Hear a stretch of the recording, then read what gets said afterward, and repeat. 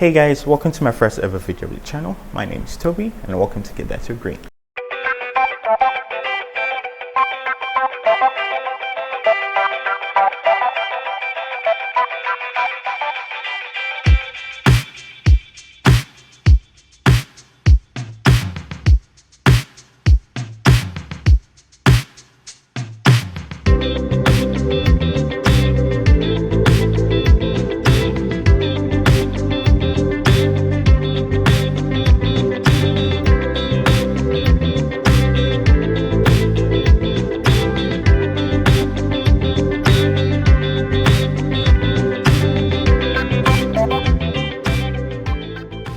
Now in today's video, it's going to be an introduction to what Kadeto Green is about, because I'm sure you're probably curious what is this channel basically. And to simply put it, Kadeto Green is basically discussing all environmental subjects. At least I'm going to try to discuss all subjects related to the environment. And it's going to be very interesting. It's going to touch social justice, laws and policies, climate change, basically everything that may affect the environment and how us humans basically have a role to play in it. So why am I doing this and what's the whole point of it? Why do I think it's important? Well, I was privileged to attend a webinar which there were various environmental experts. I think it was called Environmental Professionals Day. Yeah, I think that's what it's called. And it was various experts who came to talk about the environment, the good, the bad, and the ugly.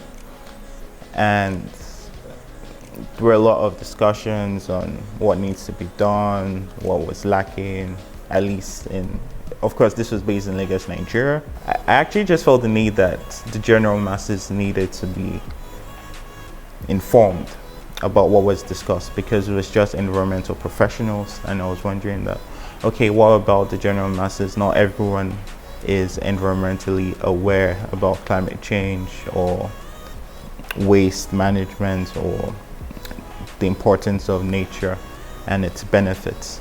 So I hope that makes sense. But anyway, this leads to a really short topic for today that I want to discuss. And we're going to talk about ecosystem services.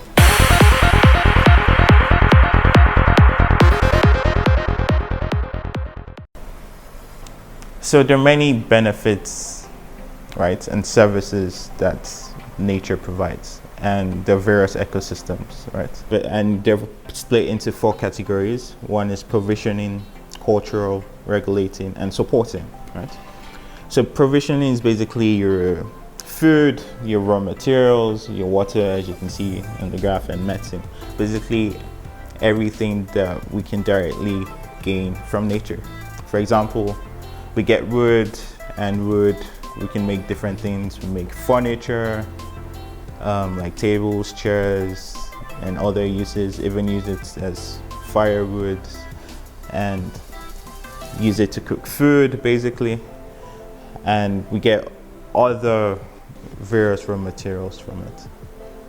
Then we have like the regulating services, because it helps to control flood, climate regulation, cleaning water and air, and pollution. For example, not many people know that trees help in reducing carbon in the atmosphere, and it helps water regulations because of the roots of the trees, which help hold the soil together, and it prevents soil erosion, and like so many things. Like, I'm not an expert, right? The whole purpose of the channel is to make it that everyone can learn about nature, and this includes me as an individual. Then we have the supporting services, right? But it shows that nature is not just beneficial to us as human beings, but also to biodiversity, and how it's a habitat to various animals, or including us basically, and also how it also helps in the daily functions of the ecosystems, just like photosynthesis, how plants make their own food, and other services, other similar services. Then we have cultural value. When we talk about the aesthetic, the beauty of the environment, spirituality, how we have in some cultures people who worship trees and some other spiritual elements in it. Then recreation, which is quite popular. People who actually go and use the nature, forests, blue spaces, water, rivers as a recreational location, whether it's boat riding or camping and other related activities. Speaking of camping, I saw this headline which was very interesting. And the headline is, "Climate change is making it harder for campers to beat the heat." This is what camping looks like, right? Basically, it's a place where human beings meet wildlife, meet nature, where people who are tired of the urban environments, the noise of cars, pollution, the screaming, just want to enjoy, the feel of nature and everything.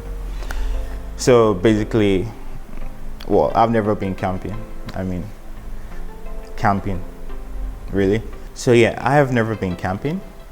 It's a fun activity and I respect those who do it. But for me, as who I am, to go into the wild forest and have an encounter with a bear that might end up eating me.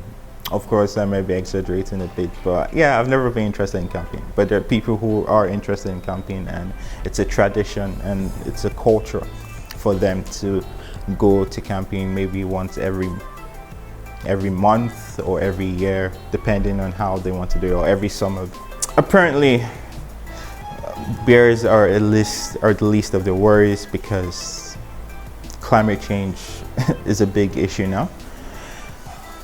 And if you're one of those people that don't live under a rock and you've actually watched all the Marvel movies, you've watched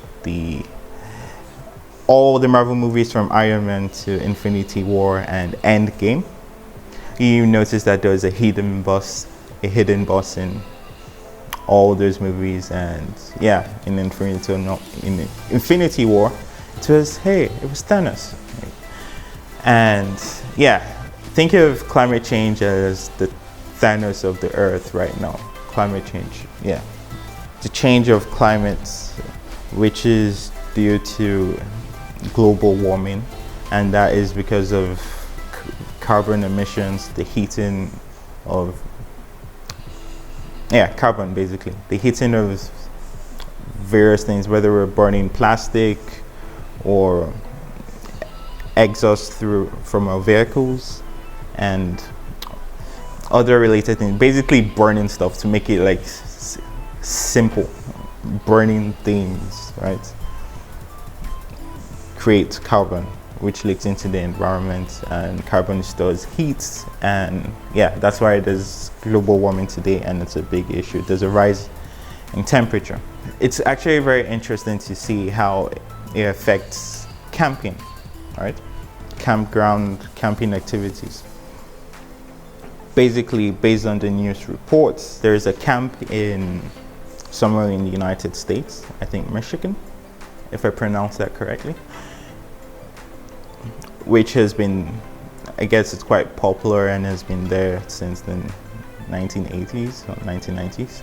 When you go to a camp, basically you have firewood, and you burn firewood, and like in the movies, marshmallows, or if you have experienced it firsthand, you roast marshmallows and have a good time with family and friends and everything.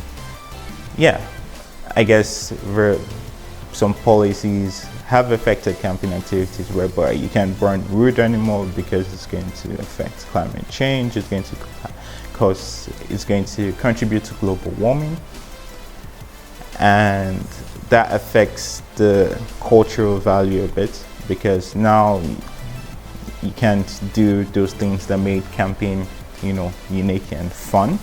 You can burn things. So what is the alternative? What is the substitute to that? Camping is all tent focused, but of course there are cabins as well. And according to news reports, they had to switch from fans to air conditions due to the rising temperature. That is an increase in cost, right? So let's just analyze camping for a second and how climate change affects camping as a business, right? Let's see, maybe you have, 25 to 30 workers in the camping ground, maybe camp guides and management staff, maybe. And due to climate change, you have an increase in costs because you switched from fans to air conditions, and you're probably going to have less people coming to camps because the culture value has been reduced, since everyone is used to gathering around the campfire and burning marshmallows or fish or whatever delicacy. You can't do that because you can't burn it. So what are you going to use? An electric cooker? Oh, I don't even know, what's the point of camping if you can't burn firewood? You know what I mean? Why you bullying me? That's just so sad. I'm sorry to say, but that feels that's so sad. So basically, if, for example, the camping ground wasn't a free spot and people paid a fee to visit that recreational area, trip function, you probably will have less people because the cultural value has reduced, as I mentioned earlier. So your overall profits is reducing, and how much are you going to pay the workers? You might have to lay off some staff and everything. Basically, climate change is bad for everyone. So that is why right now 189 countries agreed, or currently 189 countries have signed the Paris Agreement. And basically the Paris Agreement is bringing countries together where leaders agree that, okay, we need to fight climate change, we need to do something about global warming. And what are the goals of the Paris Agreement? We'll probably discuss that in another video, whereby we could break down what the Paris Agreement is about. So if we say renewable energy is the way forward, then going back to the camping activity, perhaps we're not going to be using firewood or we're not going to be having campfires, but probably, use flashlights, torchlights, all the lights basically that doesn't consume fuel but uses battery and are electrically inclined. Yeah, but that is a serious trade-off because you are, like I said, trading the whole cultural value for it. And that is one of the clashes between various disciplines. As in economics, do away with campfires, use electrical devices instead, electronics instead. But for other people, because as human beings, we're so emotionally intelligent that for some people it's a tradition, and going to campgrounds is a tradition for them, and they won't be able to do that as much as they did during previous generations.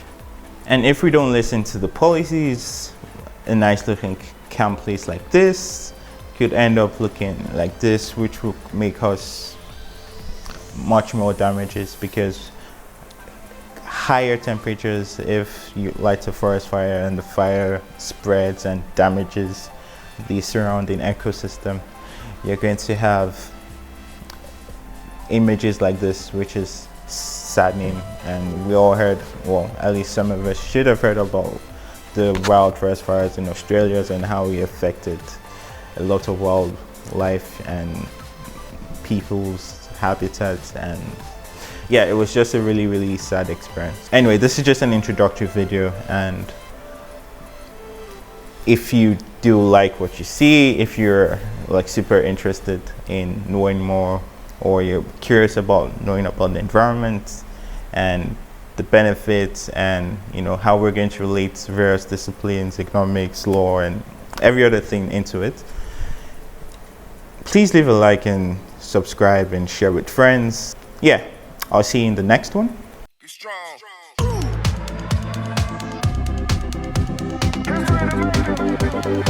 strong.